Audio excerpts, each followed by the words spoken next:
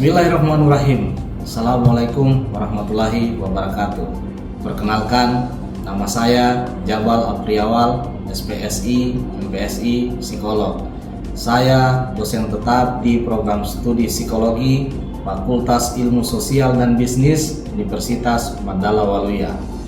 Latar belakang pendidikan saya berada di bidang psikologi dengan fokus pada psikologi industri dan organisasi. Sebuah disiplin ilmu yang menekankan optimalisasi perilaku dan kinerja manusia dalam konteks kerja dan organisasi.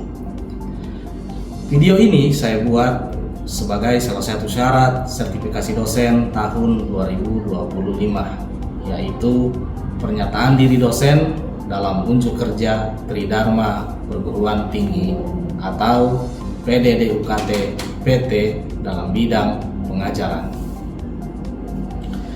Selama masa pengabdian saya di dunia akademik, saya telah mengampu berbagai mata kuliah seperti psikologi industri, manajemen sumber daya manusia, perilaku organisasi, serta psikologi kewirausahaan.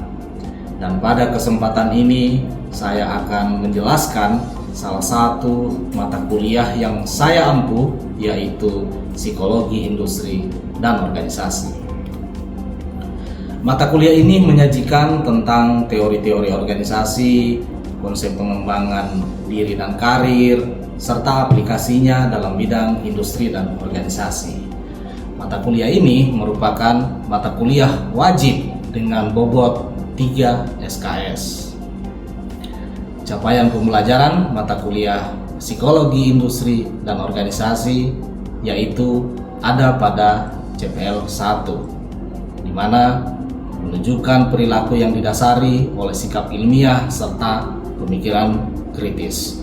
CPL 2, mahasiswa mampu menganalisis konsep dasar dan teori psikologi industri dan organisasi. Untuk menggambarkan dan menganalisis berbagai gejala psikologi pada individu, kelompok, organisasi, dan komunitas. CPL 3 mampu menerapkan pemikiran logis, kritis, dan sistematis, serta inovatif dalam konteks pengembangan atau implementasi ilmu pengetahuan dan teknologi yang memperhatikan dan menerapkan nilai-nilai humaniora yang sesuai dengan bidang keahliannya.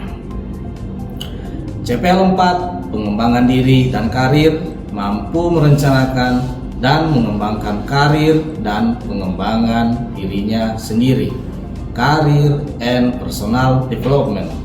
Sedangkan sub CPMK yang akan kita capai dalam mata kuliah psikologi industri dan organisasi yaitu sub CPMK yang pertama, mahasiswa diharapkan mampu menjelaskan tentang konsep dasar dan teori psikologi industri dan organisasi. Sub CPMK yang kedua, mahasiswa mampu menjelaskan ruang lingkup psikologi industri dan organisasi. Yang ketiga, mahasiswa mampu menjelaskan metodologi penelitian dalam bidang psikologi, industri, dan organisasi. Yang keempat, mahasiswa mampu menganalisis jenis-jenis kepribadian dalam organisasi. Sub CPMK yang kelima, mampu mengklasifikasikan jenis-jenis kepribadian dalam organisasi. Sub CPMK yang keenam, mahasiswa mampu menganalisis tentang perbedaan individu di dalam organisasi. Yang ketujuh, mahasiswa mampu menganalisis tentang sikap kerja. Yang kedelapan, mahasiswa mampu menganalisis konsep kriteria dan prediktor sebagai dasar dalam seleksi. Yang kesembilan, mampu memahami konsep pelatihan dalam bidang psikologi industri dan organisasi. Yang ke-10, mahasiswa mampu memahami dinamika kelompok, dan yang terakhir, mahasiswa mampu menganalisis budaya dalam organisasi, pengembangan organisasi, dan pembelajaran organisasi. Dalam hal ini, saya berkomitmen untuk menciptakan suasana belajar yang reflektif, kritis, dan aplikatif guna menyiapkan mahasiswa agar mampu bersaing dan berkontribusi nyata di dunia kerja profesional. Demikianlah yang dapat saya sampaikan terkait mata kuliah Psikologi Industri dan Organisasi. Wassalamualaikum warahmatullahi wabarakatuh. Bismillahirrahmanirrahim. Assalamualaikum warahmatullahi wabarakatuh. Waalaikumsalam warahmatullahi wabarakatuh. Selamat siang semuanya. Siang, Pak. Ya, hari ini kita belajar mata kuliah Psikologi Industri dan Organisasi, betul? Oke. Di pertemuan terakhir kemarin kita membahas tentang motivasi kerja. Nah, hari ini tema kita pertemuan pada hari ini adalah kepribadian di dalam organisasi. Jadi masih bagian dari pertemuan yang sebelumnya. Di minggu lalu kita membahas tentang motivasi kerja, dan hari ini kita membahas tentang kepribadian di dalam organisasi. Oke? Oke. Sebelum memulai perkuliahan, ada baiknya saya absen dulu ya. Sonia Septiani, Pak. Narendra Inggil, Dia Agus Trisupianita, Pak. Laode Saiful Apriyadi, Nafisya Bila Putri Hendratno, Pak. Laude Atika Ramadhani, Pak. Uci Septiani, Pak. Delastika, Pak. Icel Saputri Bakring, Pak. Laude Aprilia, Pak. Tusadia, Pak. Laude Mekar Aprilia Akbar, Pak. Irene Patundung, Pak. Selviani Panti Marampang, Pak. Aulia Dwi Maharani, Pak. Siti Zakia Hidayatullah Aziz, Pak. Windiati Dwi, Pak. Nurmawanti. Pak. Oke, ada yang belum saya panggil? Pak. Oke, baik.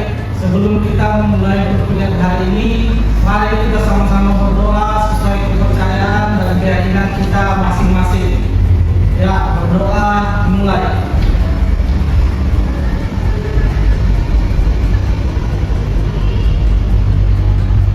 Selesai.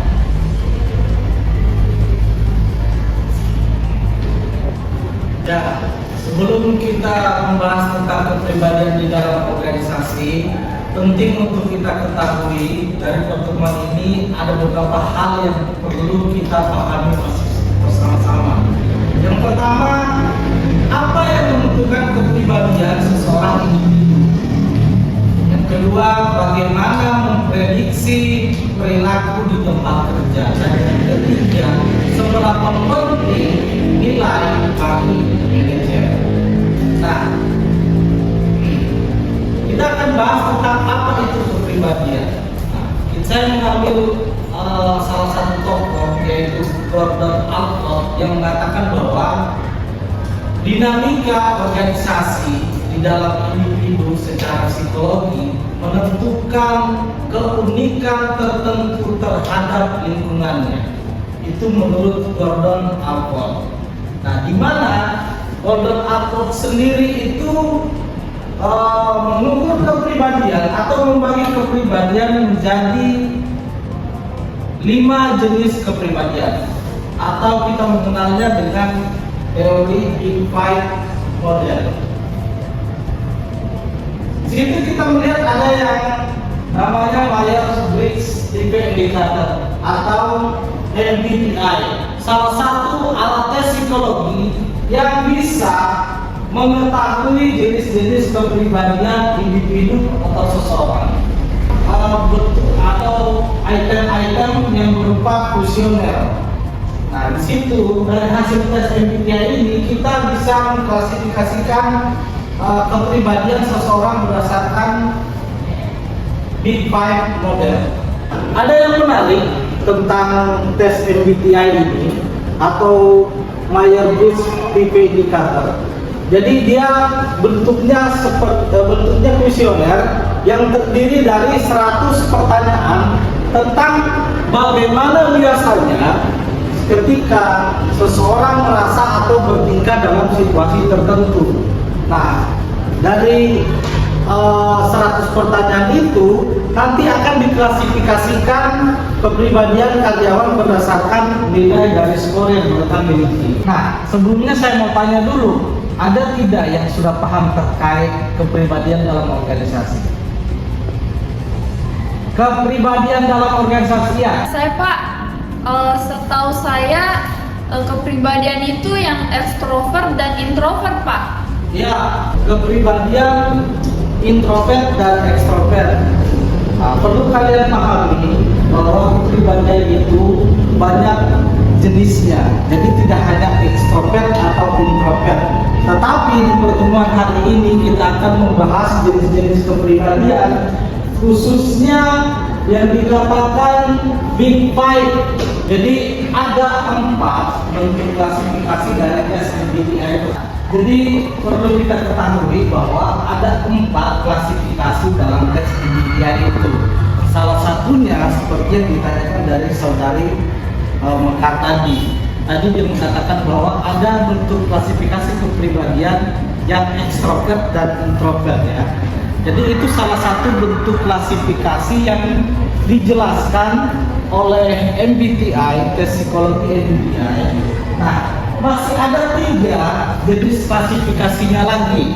Yang kedua ada sensing atau S yang berpasangan dengan intuitif. Kemudian yang ketiga thinking dan feeling, dan yang keempat ada judging dan perceiving. Jadi ada 4 klasifikasi dari tes MBTI, Myers-Briggs Type Indicator. Jadi saya jelaskan satu-satu terkait klasifikasi yang sudah saya jelaskan dari 4 klasifikasi tadi. Yang klasifikasi pertama ada ekstrovert dan introvert. Nah, seperti yang kita ketahui bahwa realitanya seseorang tidak bisa dibedakan berdasarkan kepribadian. Contohnya introvert dan ekstrovert saja. Terkadang bisa kedua-duanya. Ada yang merasakan seperti itu kan? Masih bingung antara introvert atau ekstrovert. Ya, jadi kita terkadang tidak bisa bedakan berdasarkan kepribadiannya. Kepribadian dalam organisasi kita mengenal Big Five model. Nah, Big Five model terdiri dari kepribadian yang equilibrium, extraversion, openness, positiveness, dan neuroticism. Seperti apa 5 model jenis kepribadian ini yang kita akan bahas satu-satu. Yang pertama extraversion. Nah, extraversion itu ciri-cirinya adalah tipe yang suka bergaul dan terbuka. Pribadi yang extraversion itu menunjukkan performance yang tinggi.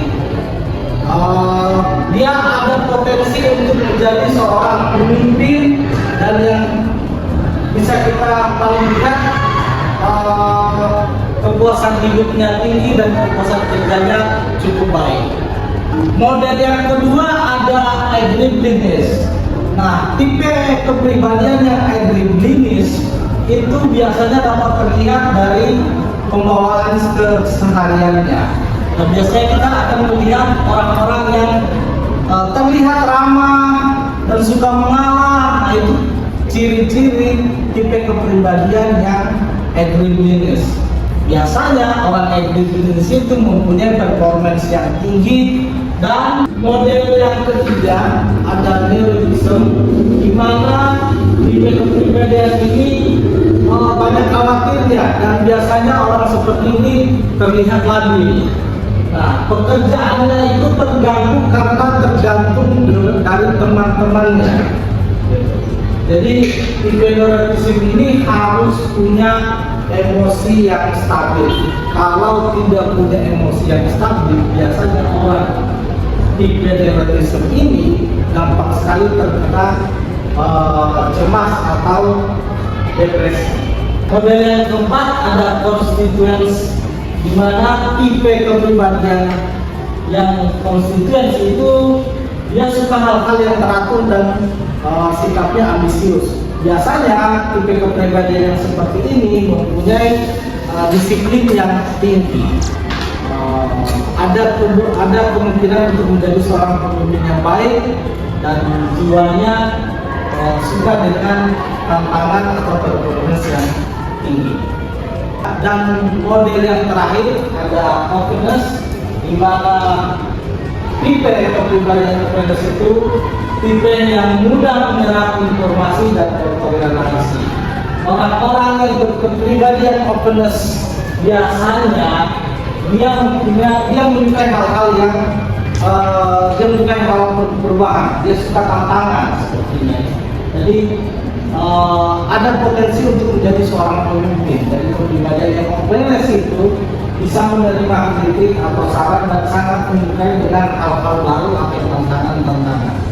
Itu dia tadi penjelasan dari 5 big atau big five model kepribadian. Sejauh ini jelas? Ada yang mau ditanyakan? Ada yang bertanya? Oke, Sonia, gimana Sonia? Tadi kan di awal ada kita bahas tentang klasifikasi kepribadian menurut MBTI. Ya. Nah, dalam klasifikasi itu kan Pak ada banyak. Ya. Saya ingin bertanya bagaimana peran kepribadian dalam menentukan posisi atau jabatan seseorang dalam suatu perusahaan atau organisasi. Ya, saya ulang pertanyaannya tadi, bagaimana peran kepribadian dalam menentukan cocok tidaknya seseorang di dalam jabatan. Ya, jadi seperti ini. Ada yang namanya tes kepribadian MBTI yang tadi sudah dijelaskan di awal-awal, di mana tes MBTI ini adalah salah satu tes psikologi yang hasilnya itu bisa mengungkap jenis atau model kepribadian seseorang. Jadi dari kepribadian itu kita bisa menempatkan sesuai tagline dari psikologi industri organisasi, the right man and the right place and the right time. Jadi hasil tes kepribadian tadi itu kita bisa melihat kepribadian seseorang itu berdasarkan kemampuannya. Misalkan jika hasil tes itu menunjukkan kepribadian seseorang atau individu sangat menyukai hal-hal detail atau terkait dengan angka-angka atau numbering, maka penempatannya juga bisa ditempatkan di bagian manajemen, di bagian akuntan atau di bendahara. Jadi seperti itu. Jadi berdasarkan hasil tes kepribadian itu bisa menentukan posisi atau jabatan seseorang. Jelas ya? Ya Pak. Oke. Ada lagi yang mau bertanya? Oke, Icel, gimana Icel? Jadi Pak, yang Bapak jelaskan tadi di situ kan kepribadian banyak. Nah, setiap orang juga kan kepribadiannya beda-beda. Ya. Jadi saya mau tanya, kepribadian itu bisa berubah nggak seiring waktu berjalan gitu Pak? Oke, pertanyaannya adalah apakah kepribadian itu bisa berubah? Oke, saya jelaskan. Jadi kepribadian itu bisa saja berubah. Kepribadian bisa saja berubah dalam kurun waktu tertentu. Jadi kepribadian itu bisa berubah karena apa? Ya biasanya karena faktor lingkungan atau karena faktor trauma atau permasalahan, atau bahkan faktor waktu atau usia.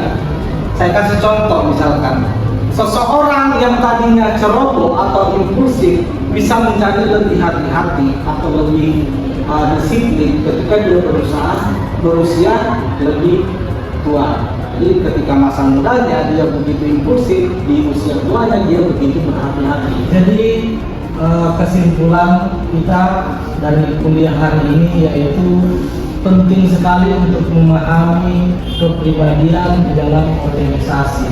Dari Big Five model tadi kita bisa mengklasifikasikan jenis-jenis kepribadian sehingga kita bisa menempatkan orang yang tepat di tempat yang tepat. Jadi pertemuan kali ini saya rasa cukup. Sampai jumpa minggu depan. Minggu depan kita akan membahas tentang kemampuan atau ability seseorang di dalam organisasi. Jadi tolong dipelajari tentang ability individu di dalam organisasi. Sampai jumpa minggu depan. Assalamualaikum warahmatullahi wabarakatuh.